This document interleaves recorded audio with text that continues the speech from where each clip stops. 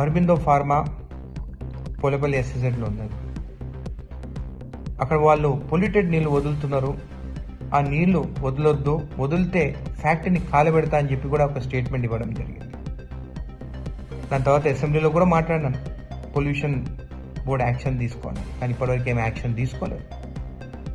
ఏమో pollution board వాళ్ళిద్దరు ఒకటైనరో, రైతుల గురించి పట్టించుకోరో అర్థమవుతలేదు.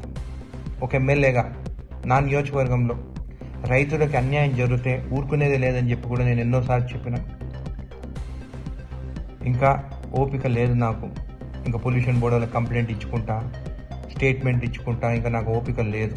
ఒక్కరోజు టైం ఇస్తున్నా పొల్యూషన్ బోర్డులకి. ఇప్పుడు వీడియోలు కూడా మీకు పంపిస్తాను, నీళ్ళు ఎట్లా వదులుతున్నారు. యాక్షన్ తీసుకోకుంటే సండే నాడు 11ంటికి నేనే అరబిందో ఫ్యాక్టరీ ముందుకు పోయి ఇంకా ఫ్యాక్టరీని కాలబెడతాను. మీరు యాక్షన్ అన్నా తీసుకుంటారా, నేను ఫ్యాక్టరీని అన్నా కాలబెట్టాలా అనేది మీరు నిర్ణయించాలి. పొల్యూషన్ బోర్డు అరబిందో యజమాన్యం కూడా చెప్తున్నాను, ఇంకా చాలు. 1000 కోట్లు సంపాదిస్తున్నారు, లక్షల కోట్లు సంపాదిస్తున్నారు. రైతుల పొలాలు మీ వల్ల అసలు పంట నష్టం జరుగుతుంది. అక్కడ ముద్రెడ్డిపల్లి చెరువులో చేపలు కూడా చచ్చిపోతున్నాయి. ఎన్నిసార్లు చెప్పినా కానీ మీరు పట్టించుకుంటలేరు. మీ డెడ్ లైన్ సండే 11 o'clock.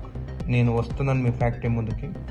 మీరు ఈ ఒక్కరోజు లోపల సరిదిద్దుకుంటే మంచిది, లేకుంటే కాలబెట్టేది మాత్రం గ్యారెంటీ.